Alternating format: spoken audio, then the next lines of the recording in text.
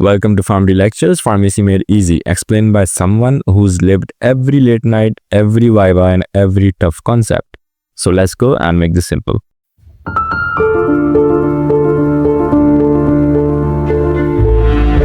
Hello everyone. So today we are continuing with the lecture of diabetes mellitus और इस part में हम बात करेंगे क्लिनिकल प्रेजेंटेशंस के ऊपर, रिस्क फैक्टर्स के ऊपर, diagnosis of diabetes, different ranges को डिस्कस करेंगे, ठीक है।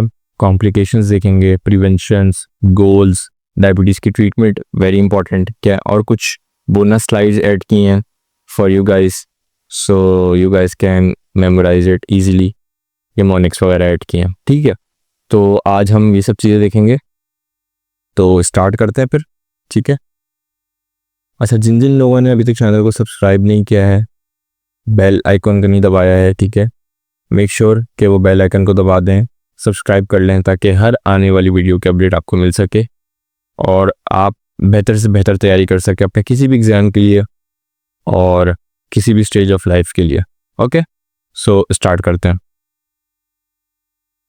सबसे पहले हम बात करते हैं clinical presentation. First of all we need to understand कि क्लिनिकल प्रेजेंटेशन का मतलब क्या है, ठीक है। क्लिनिकल प्रेजेंटेशन का मतलब ये होता है कि क्योंकि आप फार्मेसी पढ़ रहे हैं, ठीक है, या कोई भी मेडिकल की फील्ड पढ़ रहे हैं, तो आप पेशेंट आपके पास आया है, ठीक है, तो किस कंडीशंस को लेकर या किस कंडीशंस को देखते हुए आप ये बात बताएंगे यार कि for what ever the patient is कि उसको डायबिटीज़ है, ठीक है। तो पेशेंट क्या वजूहात, क्या रीजंस आपको बताएगा, ठीक है, क्या प्रेजेंट करेगा अपने आप को किस तरीके से, that is called clinical presentation, ठीक है। सबसे पहले हम बात करते हैं जो हाईलाइटेड हैं, that means they are most important, very important and you can not skip it, okay. सबसे पहले हम बात करते हैं पॉलीयूरिया की, सही है, कि हमारे पास 4 मेन क्लिनिकल प्रेजेंटेशन के पॉइंट्स हैं: polyuria, polydipsia, polyphagia and weight loss. अच्छा, poly means multiple and urea means urination. तो पॉलीयूरिया का मतलब होता है इंक्रीज्ड यूरिनेशन, ठीक है, स्पेशली एट नाइट। देखो, इंक्रीज यूरिनेशन तो हो सकती है इन एनी केस, ठीक है, बट यहाँ पे जो एक एक्स्ट्रा एडिड पॉइंट है वो ये है कि स्पेशली एट नाइट, अगर रात के वक्त में, ठीक है, आपका जो है वो यूरिनेशन में जो है वो इंक्रीमेंट हो रहा है, ठीक है, वो इंक्रीज्ड है आपकी urination specially at night, so that is called polyuria and that is one of the clinical presentation of diabetes mellitus, okay। अब हम बात करते हैं पॉलीडिप्सिया। पॉली मीन्स ज़्यादा या मल्टीपल, डिप्सिया मीन्स थर्स्ट, तो इंक्रीज्ड आपको प्यास ज़्यादा लगती है, ठीक है। और अब हम बात करते हैं पॉलीफेजिया की, ठीक है, एक्सेसिव हंगर, यानी कि आपकी जो भूख है, ठीक है, वो इंक्रीज्ड है, ठीक है, वो ज़्यादा है, ठीक है। तो फिर हम बात करते हैं वेट लॉस की। अनएक्सप्लेन वेट लॉस है डिस्पाइट इंक्रीज ऑफ एपिटाइट, यानी कि एपिटाइट मतलब कि आपकी जो खुराक है, आपकी जो ग़िज़ा है, आपका जो खाना है, आपकी जो डाइट है, वो इंक्रीज है। ऐसा नहीं कि वो कम कर दिए और वो डिक्रीज़ कर दिए या उसको क्या नाम है हमने उसका अपटेक रोका हुआ, ऐसा नहीं है। आपकी डाइट नॉर्मल है, इंक्रीज है, इसके बावजूद भी आपका वेट लॉस हो रहा है, ठीक है। Unexplained, you can not explain कि आपका वेट लॉस क्यों हो रहा है, so that is also one of the condition of diabetes mellitus, okay. तो हम वापसी इसको रिपीट करते हैं। पॉलीयूरिया, ठीक है, यानी कि increase urination specially at night. Polydipsia, बहुत ज़्यादा प्यास लगना। पॉलीफेजिया, भूख का बहुत ज़्यादा लगना, ठीक है। और फिर आता है वेट लॉस। हम बात करते हैं और भी सिम्टम्स हैं, फटीग, ठीक है, आप बहुत ज़्यादा थकावट महसूस करे वो बंदा, ठीक है, तो that is called fatigue. Blood vision, अच्छा, ऑब्जेक्ट्स को या किसी चीज़ को देखने में डिफ़िकल्टी हो, ब्लरी ब्लरी सा नज़र आए, ठीक है, सो धुंधला धुंधला सा नज़र आना, that is called blurred vision. तो ये भी होता है। These are less common but the most important ones हमने डिस्कस कर लिए: पॉलीयूरिया, पॉलीडिप्सिया, पॉलीफेजिया और वेट लॉस, ठीक है। और भी हैं इसके आगे, नंबनेस और टिंगलिंग। अच्छा, paresthesia in the hands of feet. Paresthesia का मतलब पता होना चाहिए कि यही नम्बनेस को और टिंगलिंग को बोलते हैं कि आपके हाथों में क्या नाम है झंझनाहट फील होना, ठीक है, हाथों में और पैरों में। डिलेड वूंड हीलिंग, ठीक है, चोट या जख्म जो है वो देर में भरती है लोगों की जिनको डायबिटीज़ होती है, तो उनकी चोट और उनकी जख्म भी देर से भरते हैं, ठीक है, देर से हील होते हैं। फ्रीक्वेंट इन्फेक्शंस, ठीक है, यूरिनरी या फंगल इन्फेक्शंस हो तो जो पेशेंट्स जिनको डायबिटीज़ होती है, ठीक है, so they are more susceptible to these infections. Okay, type 1 diabetes की हम बात करें। टाइप 1 डायबिटीज़ के जो सिम्टम्स होते हैं ना, symptoms tend to appear suddenly especially in children and adolescents. Okay, इसका मतलब यह है कि टाइप 1 डायबिटीज़ के सिम्टम्स जल्दी अपीयर होते हैं, मोस्टली बचपन या अर्ली एज में, ठीक है, as compare to type 2 diabetes symptoms can be more gradual and less noticeable especially in the early stages. Okay, यानी कि टाइप 2 के सिम्टम्स ग्रेजुअली डेवलप होते हैं और अक्सर लोग नोटिस ही नहीं करते इनिशियली, जब चीज़ें थोड़ी सी बिगड़ जाती हैं और आगे चले जाती हैं तो उसके बाद फिर डायग्नोस और लोग फोकस करते हैं इस पर। अब हम बात करते हैं रिस्क फैक्टर्स की, ठीक है। अगर ये रिस्क फैक्टर्स प्रेजेंट हैं तो डायबिटीज़ डेवलप होने के चांसेस ज़्यादा होते हैं। रिस्क फैक्टर्स का मतलब क्या है कि whoever लाइक रिस्क फैक्टर्स का मतलब यही है कि जो लोग इन कैटेगरीज में फॉल करते हैं तो उनको डायबिटीज़ होने के चांसेस ज़्यादा होते हैं, ठीक है, सही है, they are prone to diabetes, ठीक है। अच्छा, सबसे पहले हम बात करते हैं ओबेसिटी की, ठीक है, जो लोग थोड़े से ओबीज होते हैं, ठीक है, सही है, उनको डायबिटीज़ होने के चांसेस ज़्यादा होते हैं, ठीक है। फिर हम बात करते हैं फैमिली हिस्ट्री एंड जेनेटिक्स की। कुछ लोगों की फैमिली में एक चीज़ चली आ रही होती है कि उनके दादा को, दादी को, नाना को, नानी को, एंड फैमिली में एक चीज़ होती है कि हर बंदे को ही डायबिटीज़ है, तो अब आप उस पर कुछ नहीं कर सकते। समटाइम्स आपकी जीन्स, आपकी फैमिली हिस्ट्री गेम प्ले कर रही होती है सारा, तो उनको भी डायबिटीज़ होने के चांसेस ज़्यादा होते हैं। हाई कोलेस्ट्रॉल, किसी का हाई कोलेस्ट्रॉल है, हाई कोलेस्ट्रॉल रहता है, कोलेस्ट्रॉल का ख्याल नहीं करते, तो उनको भी डायबिटीज़ होने के चांसेस ज़्यादा हैं। प्रेगनेंसी जेस्टेशनल डायबिटीज़ हमने पढ़ा था, ठीक है। स्ट्रेस, कोई बंदा बहुत ज़्यादा स्ट्रेस लेता हो, ठीक है। सर्टेन मेडिकेशंस, कुछ मेडिकेशंस ऐसी होती हैं जब आप थोड़ा सा ओल्ड एज में होते हो या आप बहुत ज़्यादा मेडिकेशंस लेते हो, तो कुछ मेडिकेशंस भी ऐसी होती हैं जो डायबिटीज़ कॉज कराती हैं, ठीक है। सेडेंटरी लाइफस्टाइल है, आप एक जगह बैठ के काम करते हो या एक्सरसाइज नहीं करते हो या इनएक्टिव होते हो, जैसे हमने पिछले लेक्चर में बात करी थी, ठीक है। पॉलीसिस्टिक ओवरी सिंड्रोम, पीसीओज, जिन एविडेंस को होता है, ठीक है, तो उनके अंदर भी जो है वो डायबिटीज़ होने के चांसेस ज़्यादा होते हैं। हाइपरटेंशन जिनको रहता है उनको भी डायबिटीज़ हो सकता है, ठीक है। तो हमने इसके निमोनिक्स आगे डिस्कस भी किए हैं in the end of the lecture, तो आप वहाँ से भी आप उन निमोनिक्स को याद रख सकते हैं रिस्क फैक्टर्स को याद रखने के लिए, क्योंकि रिस्क फैक्टर्स का सवाल अक्सर पेपर में पूछा जाता है। What are the risk factors of diabetes mellitus, ठीक है, what are the clinical presentation of diabetes mellitus, so these are important questions as well, ठीक है। अब हम बात करते हैं डायग्नोसिस ऑफ डायबिटीज़ की, सही है। हमारे पास किसी भी चीज़ को डायग्नोस करने के ना कुछ तरीके होते हैं, ठीक है, कुछ टेस्ट होते हैं जो हम करते हैं, डायबिटीज़ में भी करते हैं। सबसे पहला टेस्ट का नाम आता है इसमें फास्टिंग ब्लड शुगर टेस्ट, ठीक है। फास्टिंग, अच्छा, हमेशा जब भी आप कोई चीज़ याद कर रहे हो, कभी आप कोई चीज़ समझ रहे हो, तो हमेशा आप पहले वर्ड को समझो कि वो वर्ड क्या बोल रहा है, वो फ्रेज क्या बोल रहा है। Fasting blood sugar test, fasting का वर्ड आ रहा है, दैट मीन्स आपको पता होना चाहिए, आपके दिमाग में क्लिक कर जाना चाहिए फ़ौरन कि आपने इस टेस्ट में फास्ट करके आप जो है वो टेस्ट देते हो, ठीक है। फास्ट मतलब कि आप खाना नहीं खाते बहुत लंबे टाइम तक, दैट इज़ कॉल्ड फास्टिंग, ठीक है। अच्छा, अब हम पढ़ लेते हैं फास्टिंग ब्लड शुगर टेस्ट में क्या लिखा हुआ है। Measures blood glucose levels after an overnight fast at least 6 to 8 hours। अच्छा, हम इसमें ब्लड ग्लूकोज लेवल को मेजर करते हैं, ठीक है, और रात भर हम कुछ नहीं खाते, एटलीस्ट 6 to 8 hours, ठीक है, सही है। A normal fasting blood sugar FBS range is 70 to 99 milligram पर डेसीलीटर, ठीक है। अक्सर बच्चों को mg/dl तो पता होता है, बट उसकी फुल फॉर्म नहीं पता होती, सो फुल फॉर्म भी आपको पता होनी चाहिए, और नॉर्मल FBS की रेंज पता होनी चाहिए 70 to 99 मिलीग्राम पर डेसीलीटर, ओके। और इसमें हम क्या करते हैं, ओवरनाइट फास्ट करते हैं, ठीक है, और हम एटलीस्ट 6 से 8 घंटे का फास्ट ज़रूरी होता है। फिर हम बात करते हैं random blood sugar test. Random means के कभी भी, कहीं भी, किसी भी वक्त, ठीक है। आप अगर आपने इन वर्ड्स को पकड़ लिया तो आप कभी भी टेस्ट के नाम नहीं बोलोगे, आप उन टेस्ट में होता क्या है वो नहीं बोलोगे। कभी भी इंटरव्यू में पूछा जा सकता है, कोई फैमिली मेम्बर पूछ सकता है आपसे, ठीक है। जिंदगी में कभी भी कोई कुछ पूछ सकता है, तो आपको फौरन क्लिक कर जाना चाहिए कि अच्छा इसने मुझसे क्या पूछा है, ठीक है। Random blood sugar test measures blood glucose levels at any time. Any time मतलब कभी भी, regardless of when last ate. कोई फर्क नहीं पड़ता आपने 1 घंटे पहले खाना खाया था, 1 मिनट पहले खाना खाया था, आधे घंटे पहले खाना खाया था, 10 मिनट पहले खाना खाया था, ठीक है। आपका मूड हुआ या उस बंदे का मूड हुआ, उसको बोला मुझे टेस्ट करना है अपना, तो उसके ऊपर टेस्ट कर लिया। That is called random blood sugar test, ठीक है। इसकी नॉर्मल जो रेंज होती है वो होती है 70 to 140 मिलीग्राम पर डेसीलीटर। ओके, आगे चलते हैं। फिर हम बात करते हैं HbA1c।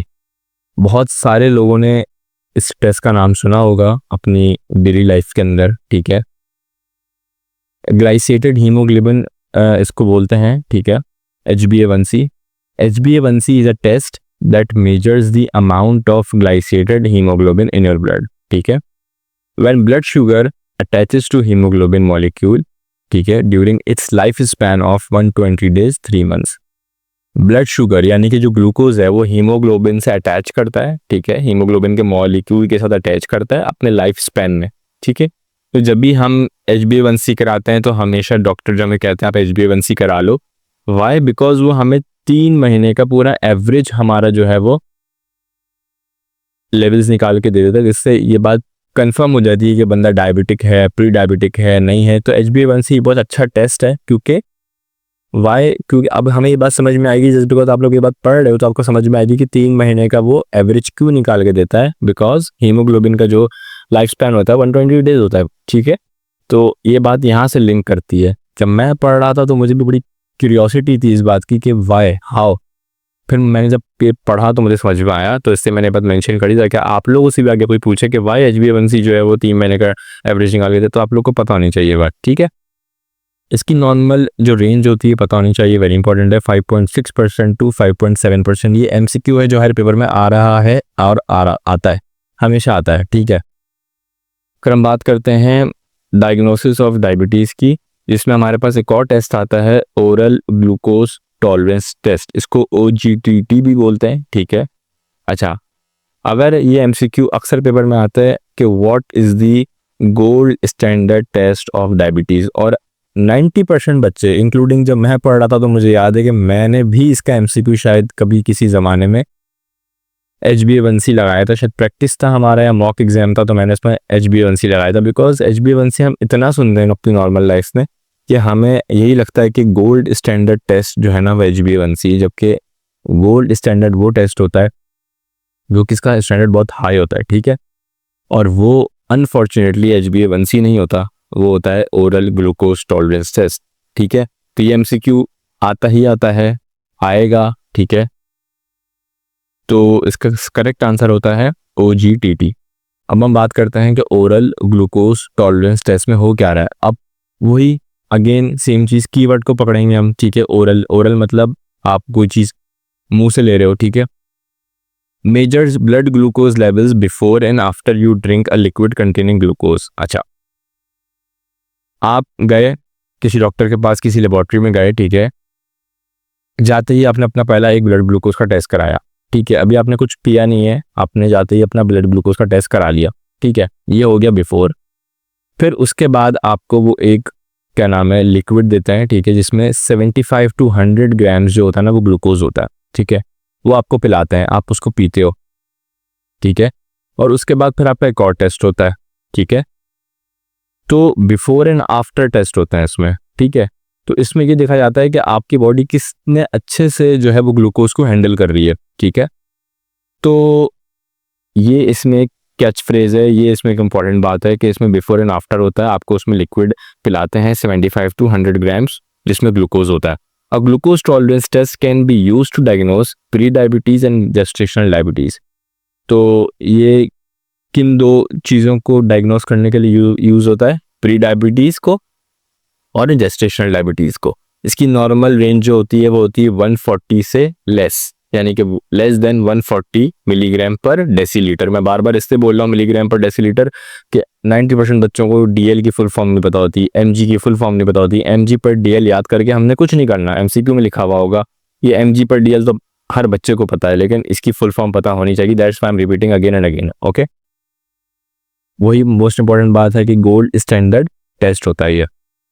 अब हम आगे चलते हैं, ये रेंजेस हैं जो कि याद करनी है, वेरी इंपॉर्टेंट है। अच्छा, इसमें जो रेंजेस लिखी हुई हैं और जो पीछे स्लाइड में रेंजेस लिखी हुई हैं उसमें थोड़ा सा वेरिएशन शायद आप लोग को देखने को मिले, तो घबराना नहीं है कि यार ये अलग लिखा हुआ है और वो अलग लिखा हुआ है। डिफरेंट बुक्स होती हैं, डिफरेंट बुक्स में डिफरेंट रेंजेस कोट होती हैं, ठीक है, क्योंकि ये लेक्चर मल्टीपल बुक से बनाया है, ठीक है। तो इसमें ये रेंजेस जो है वो दोनों किस्म की रेंजेस लिखी हुई हैं। एमसीक्यू में कभी भी एग्जैक्ट रेंज नहीं आती, हमेशा एक रेंज आती है, ठीक है। एग्जैक्ट डिजिट्स नहीं आते, 5 4 3 इस तरह नहीं आता, हमेशा रेंज आती है। तो जो भी एमसीक्यू आएगा, चाहे वो आप इस टेबल से रेंज याद करो, चाहे आप पिछले स्लाइड से रेंज याद करो, ठीक है, जो भी एमसीक्यू आएगा उसमें वो रेंज कवर हो रही होगी डेफिनेटली। सो जो सबसे क्लोजेस्ट हो वो आप अपने आंसर में लगा देना, तो आपका आंसर करेक्ट होगा। तो घबराने की बात नहीं है, ठीक है, कि यार ये याद करें या वो याद करें, बहुत अच्छी बात है, दोनों याद कर लें, ठीक है, ताकि कोई क्वेश्चन ही नहीं कर पाए आप पे कि यार ये क्यों लिखा और वो क्यों लिखा है, ठीक है। बट ये भी कोई बंदा ये याद करना चाहे ये याद कर ले, कोई बंदा वो याद करना चाहे वो याद कर ले, दोनों सही हैं, सही दोनों वेरीफाइड हैं। तो ऐसा नहीं है कि यहाँ कुछ गलत लिखा हुआ है और वहाँ कुछ गलत लिखा हुआ है, ठीक है। तो फिर हम आगे चलते हैं। अच्छा, प्री डायबिटिक की जो A1C की रेंज है वो आती है, अक्सर आती है, एमसीक्यू में पूछा जाता है। तो 5.7 to 6.4 इसकी जो है वो प्री डायबिटिक की होती है। अक्सर लोग इसको डायबिटीज़ में लगा कर आते हैं, ठीक है। और डायबिटीज़ की रेंज क्या होती है, 6.5 से ज़्यादा, ठीक है। तो इस चीज़ को आपने सही से मेमोराइज कर लेना है। अब हम आगे बात करते हैं कॉम्प्लिकेशंस ऑफ डायबिटीज़ की। फॉर एग्जांपल एक बंदे को जो है वो क्या नाम है, डायबिटीज़ अगर मैनेज ना की जाए, ठीक है, तो कॉम्प्लिकेशंस डेवलप होती हैं, ठीक है, जिनमें से कुछ डेंजरस भी हो सकती हैं। सबसे पहले हम बात करते हैं आई प्रॉब्लम्स की, जिसमें हमारे पास आता है डायबिटिक रेटिनोपैथी। किसी भी वर्ड के एंड में पैथी आ जाए that means it's a disease, ठीक है। डायबिटिक मतलब डायबिटीज, रेटिनो मतलब रेटिना। तो इस तरीके से आपने वर्ड्स को ना ब्रेक करके याद करना, तब कभी भी जिंदगी में नहीं भूलोगे, ठीक है। अब हम इसको पढ़ लेते हैं, बट मेन चीज़ जो इसमें बात है काम की, अगर आपको पूरा नहीं भी पढ़ना, आप रिवीजन कर रहे हो, अपने पेपर के लिए पढ़ रहे हो, ठीक है, आपके पास शॉर्ट टाइम है, ठीक है, तो आपने डायबिटिक रेटिनोपैथी भी याद रख लोगे तो इनफ है। बट यहाँ पे डिटेल लिखी हुई है कि कुछ लोगों को डिटेल पढ़ना अच्छा लगता है, जस्ट लाइक मी, तो मैं इसे डिटेल पे मेंशन कर दी है। अदरवाइज अगर आप डायबिटिक रेटिनोपैथी भी याद कर लो तो इनफ है आपके लिए, ठीक है। Damage to the blood vessels in the retina of the eye, आपकी जो रेटिना होता है, ठीक है, उसकी ब्लड वेसल्स डैमेज हो जाती हैं, ठीक है, जिसको आप कहते हो डायबिटिक रेटिनोपैथी। और वो जो आपकी नर्व्स वेसल्स जो आपकी डैमेज होती है ना, उससे क्या होता है, आहिस्ता आहिस्ता आपका विजन लॉस होना शुरू होता है और अल्टीमेट एक टाइम आता है कि वो ब्लाइंडनेस पे कन्वर्ट हो जाता है, ठीक है। दूसरी बात करते हैं, दूसरी जो कॉम्प्लिकेशन है डायबिटीज़ की वो है हमारे पास नर्व डैमेज, ठीक है, जिसमें हमारे पास आता है पेरिफेरल न्यूरोपैथी। अगर आपके पास अगेन टाइम नहीं है, सही है, ये पूरी डिस्क्रिप्शन याद करने का, पढ़ने का, तो अगर आप पेरिफेरल न्यूरोपैथी भी याद रख लोगे तो बहुत अच्छी बात है। लेकिन अगर पूरा पता हो तो अच्छी बात है। हर जगह हर चीज़ पेपर नहीं होती, ठीक है, कुछ चीज़ इंटरव्यू होते हैं, कोई कभी कुछ पूछ ले, यार पेरिफेरल न्यूरोपैथी बता तो दिया आपने, आप थोड़ा सा एक्सप्लेन करें, तो फिर आप वहाँ फंस जाओगे। तो आप कोशिश करो कि जो यहाँ पे लिखा हुआ है एटलीस्ट उसको एक दफ़ा गो थ्रू ज़रूर करो, ठीक है। Damage to the nerves in the arms और लेग्स में कॉज सडन वीकनेस, आपकी जो नर्व्स होती हैं हाथों की, पैरों की, ठीक है, वो डैमेज होती हैं, इसके वजह से आपको वीकनेस फील होना शुरू हो जाती है, ठीक है। अगर आपकी जो नर्व्स हैं, चाहे वो हाथों की हों, पैरों की हों, ठीक है, डैमेज हो जाएंगी, तो फिर वो किस में कन्वर्ट होता है, पेरिफेरल न्यूरोपैथी में, ठीक है। सेंसेशन में become abnormal and tingling, burning, pain और weakness in the arms and legs में डेवलप, ठीक है। यानी कि अजीब तरीके से एबनॉर्मल किस्म की आपको सेंसेशंस हो रही होंगी, ठीक है, टिंगलिंग, बर्निंग, ठीक है, जलन जलन सा फील होगा, ठीक है, कमज़ोरी कमज़ोरी सा फील होगा, ठीक है। अच्छा, उसके बाद हम बात करते हैं foot problems. Nerve damage and poor blood flow in the feet can lead to ulcers. अच्छा, आपकी नर्व डैमेज हो गई, ठीक है, आपका जो ब्लड फ्लो था वो अच्छा नहीं था पैरों तक, ठीक है, फीट तक, तो क्या होते हैं, अल्सर्स हो सकते हैं, इन्फेक्शंस हो सकते हैं, और अगर सीवियर केस हुआ तो एम्पुटेशन भी करने की नौबत आ सकती है। एम्पुटेशन का मतलब होता है कि सर्जिकली उसको रिमूव कर देना, सही है, तो which is not good obviously. Cardiovascular disease की बात करते हैं, ठीक है, डायबिटीज़ जो है वो इंक्रीज करता है किस चीज़ का रिस्क, हार्ट अटैक का, स्ट्रोक का, पेरिफेरल आर्टरी डिजीज़ का, ठीक है, किडनी डिजीज़ भी हो सकती हैं जिसको आप डायबिटिक नेफ्रोपैथी कहते हो, ठीक है। आपका जो अगर आपके बॉडी में ब्लड शुगर हाई होगा, ठीक है, तो जो किडनी का जो फिल्टरिंग सिस्टम, आपको पता है कि आपकी किडनी जो है वो चीज़ें फिल्टर आउट करती है, sodium potassium and all that stuff, आपको पता होगा, ठीक है, तो वो फिल्टरिंग सिस्टम उसका जो है वो बैठ जाएगा, सही है, मेल फंक्शन कर जाएगा, तो उससे क्या होगा, किडनी फेलियर की तरफ केस जाता है, फिर डायलिसिस होते हैं, फिर अल्टीमेट केस में ट्रांसप्लांट होता है, सो विच इज़ नॉट गुड, ठीक है। तो ये सारी कॉम्प्लिकेशन है जो डायबिटीज़ से हो सकती हैं। फिर आगे हम बात करते हैं कि हम प्रिवेंट किस तरीके से कर सकते हैं डायबिटीज़ को, ठीक है, प्रिवेंशन क्या है। सबसे पहले रिफाइंड फूड्स को आपने लिमिट करना है, ठीक है, आपने एक आइडियल बॉडी वेट जो है वो मेंटेन करना है, ना ज़्यादा कम ना ज़्यादा ओबीस की तरफ, एक नॉर्मल आइडियल जो बॉडी वेट होता है, ठीक है। जंक फूड को आपने जो है वो लिमिट करना है, which is very hard in this era कि हम जंक फूड को अवॉइड करें, but we have to do it, okay. Physical activity को आप अपनी लाइफ में अकोमोडेट करें, इंक्रीज करें। सीडेंट्री हैबिट्स, आप अपनी जो हैं आप बैठे रहते हैं, कोई और मूवमेंट नहीं है, तो आप उसको अवॉइड करें, ठीक है। गुड फैट्स खाएं, ठीक है, होल ग्रेन्स और सीरियल्स को कंज्यूम करें, ठीक है। These are the prevention of diabetes. अच्छा, हमारे पास गोल्स क्या होते हैं डायबिटीज़ मैनेजमेंट के, ठीक है। देखो, हमेशा हर चीज़ के ना कुछ गोल्स होते हैं, ठीक है। अगर आप ये लेक्चर देख रहे हो, सुन रहे हो, तो आपके भी कुछ गोल्स होंगे, मार्क्स अच्छे लाने, पेपर पास करना है, एग्जाम की तैयारी करनी है, नॉलेज में इजाफा करना है, तो गोल्स हैं, आपने गोल सेट किए, that's why you are here, सही है। तो हमारे भी कुछ गोल्स होते हैं whenever we are doing the management of diabetes, ठीक है। तो सबसे पहले आपने अपने आउटकम्स जो चाहिए वो आपने डिसाइड करने हैं, ठीक है। Desired outcomes, maintain blood glucose level with in a healthy range, ठीक है, कि आपका जो ब्लड ग्लूकोज का जो लेवल है वो एक नॉर्मल हेल्दी रेंज में मेंटेन रहे। प्रिवेंट और delay the development of complications, sometimes आप कोशिश करते हो कि यार ये कॉम्प्लिकेशन ना हो, सम टाइम आप कोशिश करते हो कि यार जितना हम डिले कर सकें, so we can buy the time, ठीक है, तो हम टाइम को बाय कर सकें, सो आप समटाइम्स आप डिले करते हो, समटाइम्स आप प्रिवेंट करते हो, ठीक है। और ओवरऑल क्वालिटी ऑफ लाइफ को इंक्रीज करना हमारा गोल होता है। हाउ टू अचीव दीज गोल, हम ये सारे गोल्स अचीव कैसे कर सकते हैं। अडॉप्ट लाइफस्टाइल चेंजेस, ठीक है, अपनी ज़िंदगी में लाइफस्टाइल चेंजेस को अडॉप्ट करें। डाइट आती है, उसमें अच्छी डाइट लें, एक्सरसाइज करें, वेट को मैनेज करें, ठीक है। प्रिस्क्राइब जो मेडिकेशंस हैं, ठीक है, वो रेगुलरली और अडेयर करें मेडिकेशंस के ऊपर। ऐसा नहीं कि डोज मिस हो रही है, मेडिकेशन मिस हो रही है, मूड नहीं था लेने का, नहीं खाई, ठीक है, ऐसा नहीं चलता।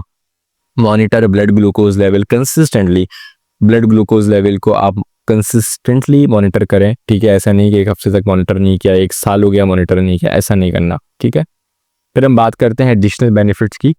प्रिवेंट माइक्रोवेस्कुलर कॉम्प्लिकेशंस, ठीक है, तो हमें क्या है, माइक्रोवेस्कुलर कॉम्प्लिकेशंस प्रिवेंट करनी होती है, कर सकते हैं, करते हैं, जिसमें आपके पास आती हैं माइक्रोवेस्कुलर कॉम्प्लिकेशंस में रेटिनोपैथी, नेफ्रोपैथी, न्यूरोपैथी। मैक्रोवेस्कुलर में हमारे पास आते हैं हार्ट अटैक, स्ट्रोक वगैरह, और आपकी जो वूंड हीलिंग है क्योंकि जो डिलेड होती है डायबिटीज़ में, तो उसको भी इम्प्रूव करें। फिर हम बात करते हैं डायबिटीज़ की ट्रीटमेंट की, सही है।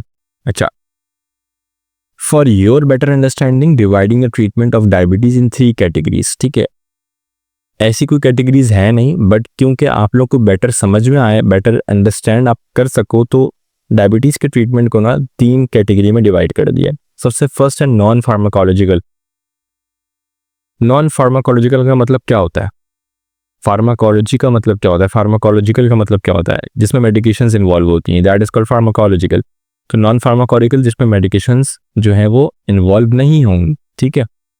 और थर्ड है इंसुलिन थेरेपी। अब हम आगे बात करते हैं नॉन फार्माकोलॉजिकल में हमारे पास क्या क्या आता है, ठीक है।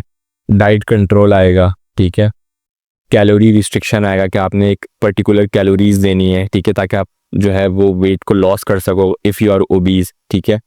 बैलेंस्ड मील्स आपने लेने हैं, ठीक है। पोर्शन कंट्रोल, अक्सर आपने लोगों को सुना होगा कि हम थोड़ा थोड़ा पोर्शन पूरे दिन में, यानी कि खाना उतना ही खा रहे हैं बट हमने पोर्शन में डिवाइड कर दिया, दिन में 4-5 दफ़ा खा रहे हैं, that is also called the diet management, ठीक है।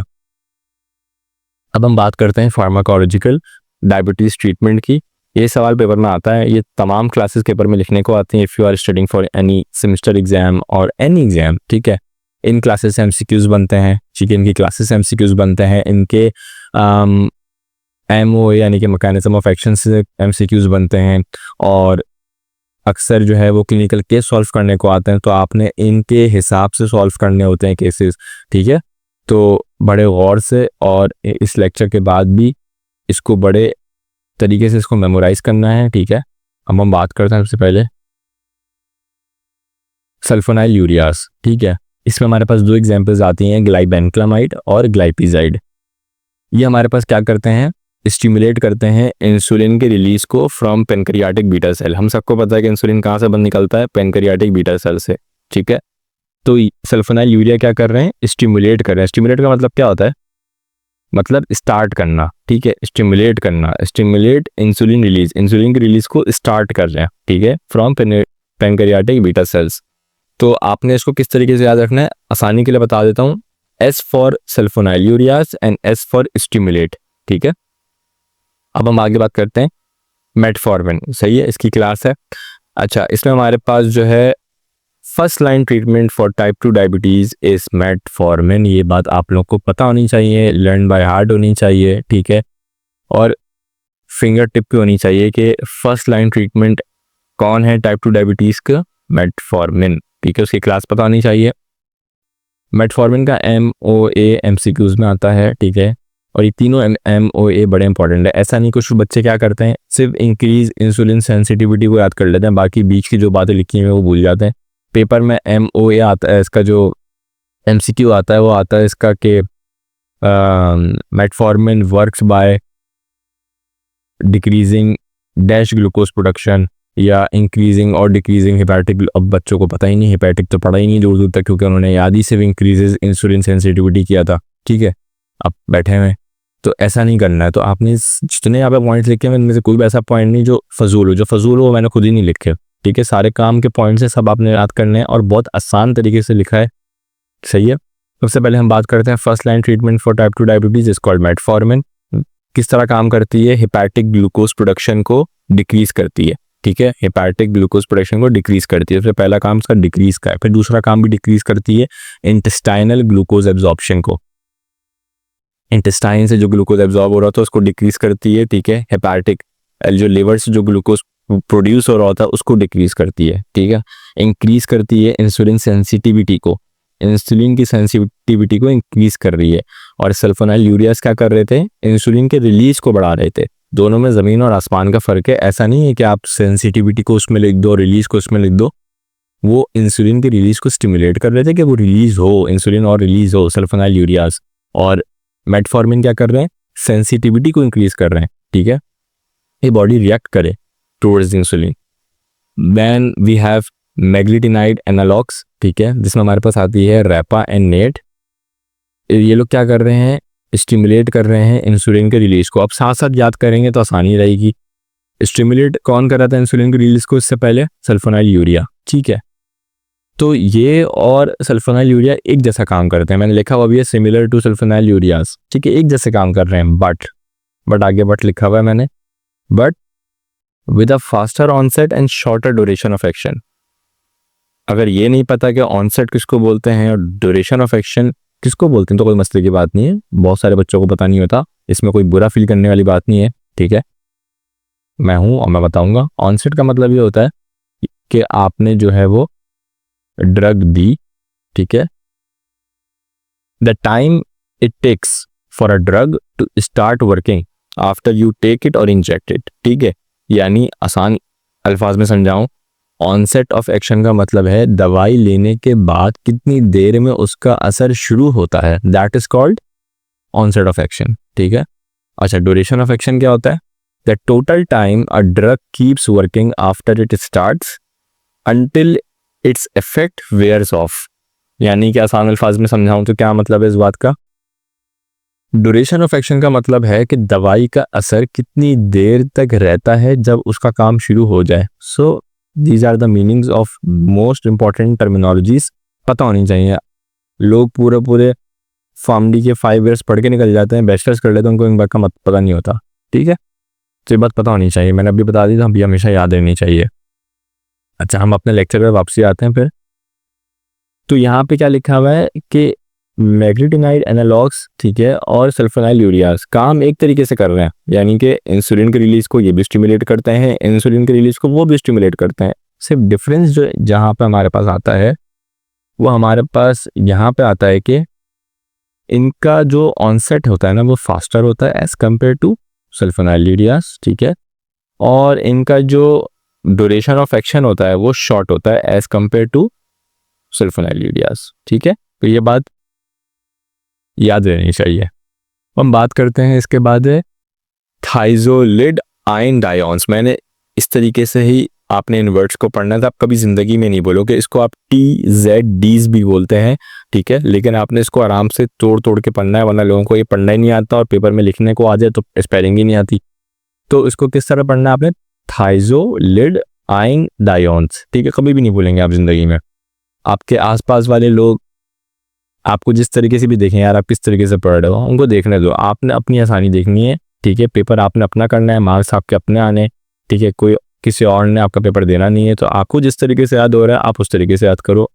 ठीक है, रिस्पेक्टिव कि बाबर वाला किस तरह कर रहा है और मेरी दोस्त किस तरीके से बोल रही है, डजंट मैटर। ठीक है, अच्छा, थाइजोलिड आयन डायोन्स में आपके पास जो एग्जांपल आती है वो आती है पियोग्लिटाजोन। ठीक है, अच्छा, इसका क्या है, इसमें एक मैकेनिज्म ऑफ एक्शन इसका क्या होता है, ये एक्टिवेट करते हैं एक किस्म का जो है वो ये है PPARY। ठीक है, तो ये एक्टिवेट करते हैं पर peroxisome proliferator activated receptor gamma, PPARY को एक्टिवेट करते हैं। इंसुलिन की सेंसिटिविटी को इंक्रीज करते हैं। ठीक है, और कौन इंसुलिन की सेंसिटिविटी को इंक्रीज कर रहा था? ठीक है, पीछे नहीं जाना है, यहीं से देख के बताना है।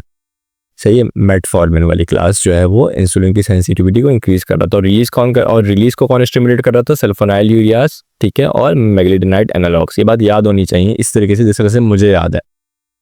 Increases glucose Uptake in muscles and fat. ठीक है, ग्लूकोज के अपटेक को इंक्रीज करता है, ये भी बताना चाहिए, और ग्लाइसेमिक कंट्रोल को इंप्रूव करता है। ठीक है, फिर हमारे पास आती है अल्फा ग्लूकोसाइडेज इनहिबिटर्स, ए कार्बोज। ए कार्बोज ऐसी ड्रग है, फॉर एग्जांपल अगर आपको शादी में जाना है किसी, ठीक है, you have to go to the wedding. ठीक है, अब आपको डायबिटीज़ है तो क्या कर सकते हैं, कुछ मस्त क्या करें, अब आपने जाना भी है, खाना भी मिस नहीं कर सकते, खाना भी है वहाँ पे, तो आप जो है वो ए कार्बोज ले लेते हैं और फिर आप जाते हैं और फिर सही से खाना खाते हैं। ठीक है, तो इससे क्या होता है, वो ए कार्बोज जो है ना वो आपके उसको एब्जॉर्ब होने नहीं देता खाने को। ठीक है, और जब वो एब्जॉर्ब होने देता नहीं है तो फिर वो क्या करती है, वो आपका ग्लूकोज बढ़ता नहीं है। दैट्स इज द सिंपल, एक लाइन में समझाऊं तो ए कार्बोज का मैकेनिज्म ऑफ एक्शन यही है कि ए कार्बोज आप जाने से पहले खा लेते हो। ठीक है, और शादी में जाके सही से खाना खाते हो, एकदम आप फुल एंथुजियास्ट होके। ठीक है, उसके बाद जब आप खा लेते हो ना, लेकिन खा तो आपने लिया, आपको तो पता ही नहीं अंदर क्या चल रहा है। ए कार्बोज उस खाने को एब्जॉर्ब होने देती नहीं है, जब उस खाने को एब्जॉर्ब होने देती ही नहीं है, डाइजेस्ट होने देती ही नहीं है, आप जितना भी खा लो, ठीक है, वो खाना अल्टीमेटली एक वक्त आके बॉडी से एक्सक्रीट आउट हो जाएगा। ठीक है, और आपको बॉडी पे कुछ होगा ही नहीं, तो आपका ग्लूकोज बढ़ेगा ही नहीं। सिंपल। यहाँ पढ़ लेते हैं, यहाँ क्या लिखा हुआ है, slows down the digestion, digestion को स्लो करती है। ठीक है, and absorption of carbohydrates in the small intestine, यानी कि एब्जॉर्प्शन को और डाइजेशन को स्लो डाउन करता है। ठीक है, which in turn reduces a rise and postprandial blood glucose level. अच्छा, तो क्या होता है पोस्ट प्रेंडल, मतलब ये होता है कि आपका जो खाना खाने के बाद जो ब्लड ग्लूकोज लेवल बढ़ना था, ठीक है, उसको बढ़ने नहीं देता। ठीक है, that is the meaning of post prandial blood glucose levels. ठीक है, फिर हम बात करते हैं इसके बाद है डाईपेप्टाइडिल पेप्टाइडेज 4 इनहिबिटर। इसको आप कहते हो DPP4 इनहिबिटर भी बोलते हैं इसको। इसके हमारे पास 2 एग्जांपल्स हैं, सीटाग्लिप्टिन और विल्डाग्लिप्टिन, बहुत मोस्ट कॉमन यूज होने वाली ड्रग है। ठीक है, ये क्या करती हैं, इन्हांस करती हैं ग्लूकोज डिपेंडेंट इंसुलिन सिक्रीशन को। ठीक है, और डिक्रीज करती हैं ग्लूकागॉन लेवल्स को, ये पता होने चाहिए सबके। फिर हमारे पास इसमें आते हैं SGLT2 इनहिबिटर्स, मोस्ट इम्पॉर्टेंट हैं, यूज़ होती हैं नॉर्मली लोगों में डायबिटीज़ के पेशेंट को जारी होती हैं एम्पा और डापा के नाम से। इसका फुल फॉर्म होती है एम्पा ग्लाइफ्लोजिन और डापा ग्लाइफ्लोजिन, ठीक है। ये क्या करते हैं, इनहिबिट करते हैं ग्लूकोज की रीएब्जॉर्प्शन को किडनीज के अंदर। आपको पता है कि किडनी में रीएब्जॉर्प्शन और एब्जॉर्प्शन का प्रोसेस हो रहा होता है, तो ग्लूकोज की रीएब्जॉर्प्शन को ये लोग जो है वो किडनी में इनहिबिट करते हैं, सही है। तो इससे क्या होता है, आपका जब ग्लूकोज किडनी में रीएब्जॉर्ब, एक तो होता है एब्जॉर्ब होना, एब्जॉर्ब हो गया, रीएब्जॉर्ब का मतलब वापसी किडनी में आ रहा है। तो जब ये ग्लूकोज को वापसी किडनी में आने से रोक देंगे तो इससे क्या होगा, जब वो किडनी में आएगा नहीं तो वो बॉडी से बाहर जाएगा, तो जब भी increased glucose excretion in urine, ठीक है। तो जो ग्लूकोज की जो एक्सक्रीशन होती है ना यूरिन से, वो इंक्रीज हो जाती है, ठीक है। तो अक्सर लोग जो एम्पा और डापा ले रहे होते हैं, जब उनका यूरिन डीआर कराते हैं तो उसमें ग्लूकोज के ट्रेसेस आते हैं, जब भी आता है इसीलिए आता है, ठीक है। Decrease blood glucose independently of insulin, ठीक है। तो ब्लड ग्लूकोज को डिक्रीज कर रहा होता है यह। फिर हम आगे बात करते हैं, हमारे पास है GLP-1 रिसेप्टर एगोनिस्ट। इसमें हमारे पास आता है लीराग्लूटाइड, डूलाग्लूटाइड, सीमाग्लूटाइड, जो ओजेम्पिक के नाम से बहुत मशहूर है, ठीक है। ये क्या करते हैं, मिमिक करते हैं इंक्रेटिन को, ठीक है। इससे आपका इंसुलिन जो है वो इंक्रीज होता है। ग्लूकागॉन को सप्रेस करते हैं, गैस्ट्रिक एम्पटिंग को स्लो करते हैं, ठीक है। जब आपका गैस्ट्रिक एम्पटिंग क्या होता है, गैस्ट्रिक एम्पटिंग टाइम पड़ा होगा। गैस्ट्रिक एम्पटिंग टाइम वो चीज़ होती है, आपका जो पेट है वो कितनी देर में खाली हो रहा है, ठीक है। आपका जो गैस्ट्रिक है वो कितनी देर में खाली हो रहा है, एम्प्टी हो रहा है। तो जब ये स्लो करती है ना, गैस्ट्रिक एम्पटिंग टाइम को स्लो करती है, तो दैट मीन्स आपको फील होता है कि यार मैं तो अभी भूखा हुआ ही नहीं हूँ, मैं तो अभी, मेरा पेट तो अभी भरा हुआ है। तो आप जब आपको लगता है कि यार मेरा पेट अभी भरा हुआ है, ठीक है, तो आप खाना कम खाते हो, दैट मीन्स आपकी जो एपिटाइट है वो रिड्यूस होती है। जब आप खाना कम खाते हो, ठीक है, तो आप बहुत देर बाद खाना खाते हो, तो ऑटोमेटिकली आपका जो ग्लूकोज है वो कम होता है और आपका वेट लॉस को सपोर्ट करता है, क्योंकि आपको लग रहा है कि आपका पेट भरा हुआ है, जबकि ऐसा है नहीं, क्योंकि उसने गैस्ट्रिक एम्पटिंग टाइम स्लो कर दिया। खाना स्लोली जो है वो बॉडी से रिमूव हो रहा है। तो आपको लगता है यार अभी तो पेट में खाना है, तो भूख लग नहीं रही है। जब भूख लगेगी नहीं तो खाना खाएंगे नहीं, जब आप खाना खाओगे नहीं तो ग्लूकोज बढ़ेगा कैसे, तो ग्लूकोज ऑटोमेटिकली कम होता है। जब खाना खाओगे नहीं, ग्लूकोज कम हो रहा है, तो आपके वेट लॉस को भी सपोर्ट करता है, ठीक है। तो ये किनको देता है, इनका वेट लॉस।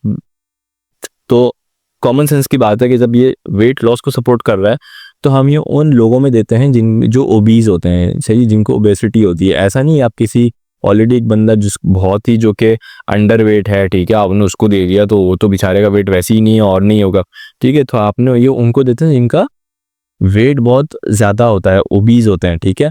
फिर हमारे पास इसके आखिरी क्लास है जो कि वेरी लीस्ट कॉमन है, बट है तो मेंशन कर दी यहाँ पे, अमाइलिन एनालॉग्स, ठीक है।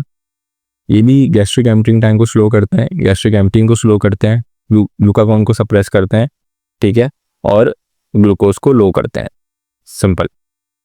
अच्छा, अब हम बात करते हैं इंसुलिन थेरेपी की। अच्छा, इंसुलिन थेरेपी हमारे पास जो है वो सबसे पहली 3 कैटेगरीज की थेरेपीज होती हैं, बेसल, बोलस, प्रीमिक्स्ड। आज तक बच्चों को नहीं पता इन तीनों का मतलब क्या है, लेकिन आज के बाद भी अगर पता नहीं हो तो पता होना चाहिए, क्योंकि अब आपने ये लेक्चर देख लिया है। और अगर अभी तक किसी ने सब्सक्राइब या बेल आइकन को प्रेस नहीं किया है तो जाके कर दो, ताकि हर आने वाली वीडियो की नोटिफिकेशन आपको मिल सके, ठीक है। और इतने आसान तरीके से पूरे यूट्यूब पे और कोई नहीं पढ़ा रहा, ठीक है। सो अगर आप लोग सब्सक्राइब करोगे, फॉलो करोगे और बेल आइकन को प्रेस करोगे तो इट विल मोटिवेट मी, ठीक है, to make good lectures like this, ठीक है। तो अब हम बात करते हैं बेसल इंसुलिन की, ठीक है।